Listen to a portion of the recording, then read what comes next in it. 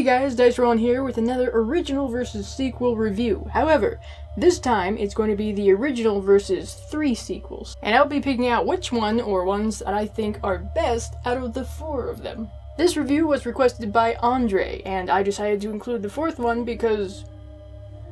why not? So thanks Andre for your request. Now without further ado, this is my original versus sequels review of Wreck vs. Wreck 2, 3, and 4.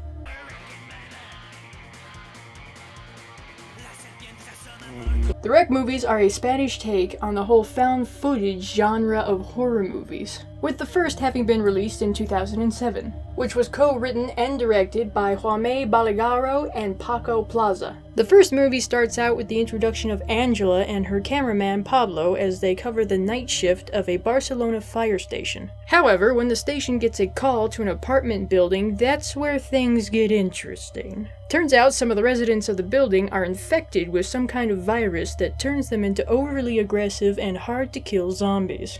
My favorite kind. The entire building is quarantined, which means no one can be let out. This is where we learn that zombies in close quarters don't mix. As with most zombie movies, a majority of the people get bitten and infected pretty quickly, which eventually dwindles the group of survivors down to just Angela, Pablo, and one of the firefighters they have been riding along with. In their search for a way out, it's decided that the penthouse is the best place to go since they were told no one really lives there. They find out, however, that seems to have been a lie since the apartment was used for research and experimentation in the very virus they're trying to escape from. Oh, and also demonic possession, I guess. Now Wreck 2 picks up basically where the first movie left off. Only this time we're seeing from the perspective of a SWAT team member as they go into the apartment building in search of something specific. Under the orders of Dr. Owen from Ministry of Health, they're looking for a blood sample from a girl who was the first to be infected. Or possessed, technically. Why? Because the Vatican said so. Turns out Dr. Owen is something much worse than a health inspector. He's a priest. I'll be over here. But after finding the sample, one of the officers drops it after it explodes into flames at the sight of a cross. So they have to find the girl Tristana, who now looks like this, by the way, in case you forgot the nightmare you'll be having tonight. And just to compound the problem, 3 teens sneak into the building after a firefighter and the father of the infected girl from the first movie. The group make their way to the apartment where the girl should be, but instead find the infected mother, which leads to a rather creative way to kill, well, anything, especially a zombie.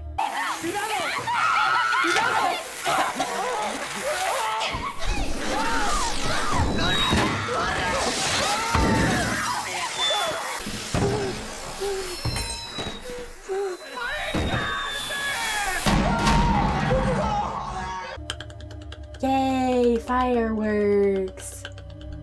So, long story short, the father gets perforated and thrown down the stairs, which, by the way, out of all of the people in these films, I really don't think he deserved that! One of the teens gets bitten, and Owen interrogates him to find out where Tristana is. Oh, and Angela's alive.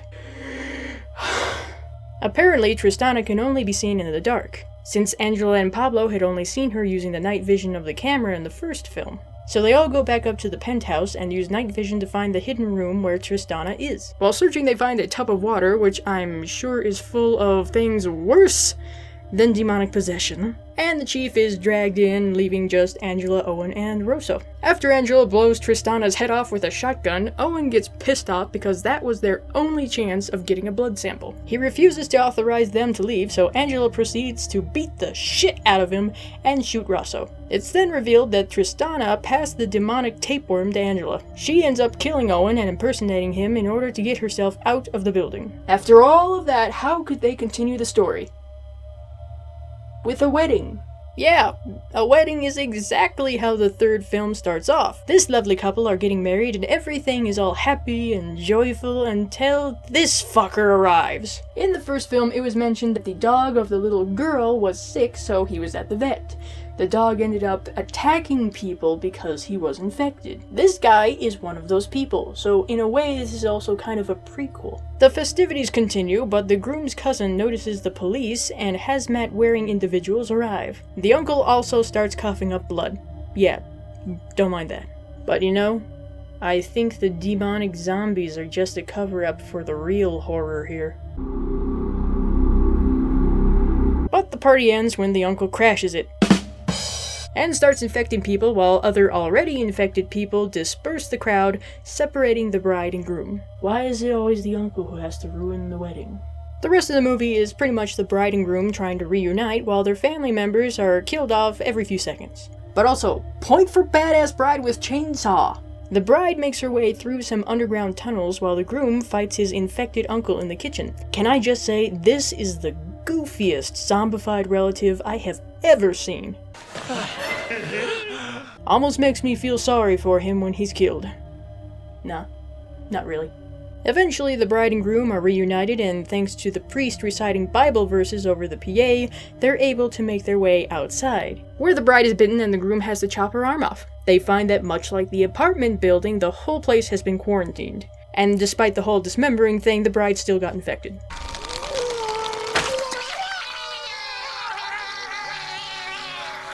Exhibit A on why it's a bad idea to French kiss a zombie. Moving on. Now, in the fourth and final installation of the series, we see the military has finally decided to do something smart. Blow that motherfucker up. While there, they find Angela, and they leave the building. When Angela wakes up, she finds a doctor testing her for any signs of the infection. Other survivors we meet are an elderly lady who is the only one who survived the events of the third movie, Guzman and Lucas. After Angela had a brief moment of get me the fuck out of here, we also meet Captain Ortego, who owns the ship they're on, and the stereotypical nerdy guy, Nick. Fun fact, the captain is literally a few days away from retirement. Later, during a blackout, an infected monkey that had been used as a test subject escapes and bites the cook of the ship.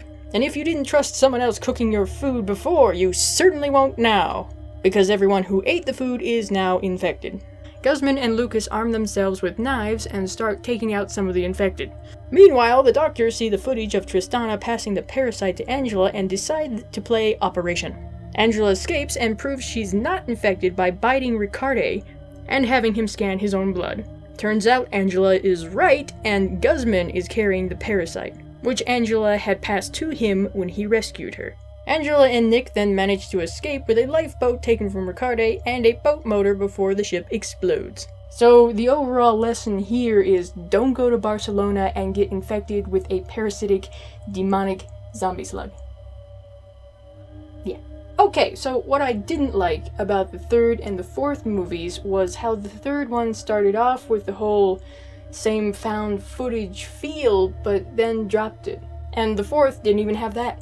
Giving the audience a rather intimate perspective into the story of the movie really helped to form bonds with the characters. On the other hand, each installment of the series gave us a new branch of the same story, telling it in a creative way. So I have to say, in Rec vs. 2, 3, and 4, the real winners here are the original and the second sequel. Because while the first one set everything up and introduced important characters to us, the second one took it further and gave us more without making it seem forced. But I would recommend you guys watch all of these movies and make a decision for yourself. They are pretty interesting and cool films to watch with the lights off. So thank you again, Andre, for the request to review these movies, and if you have a request for any future original versus sequel reviews, by all means, please leave it down in the comments below. Also, if you enjoyed this video, give it a like to let me know. Don't forget to share this video to help the channel grow, and subscribe for more videos like this. See you later. Oh, what the hell?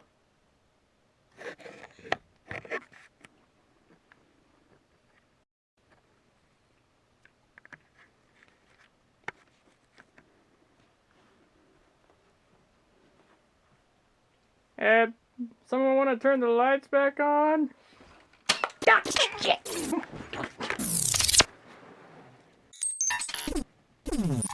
Lights out, Nerf battle. What? Phones are cold, bitches. skirmishes, but the one in Carrie 2 honestly doesn't do much. Revenge-wise, she's more interested in getting the love interest's attention again. Meanwhile, the girl in Carrie wants nothing but revenge and goes to a lot more lengths to achieve it, however short-lived it is. Point to Carrie. Now to the boyfriends. Both do a good job of connecting with the main character and showing her that they care. They also don't bow to peer pressure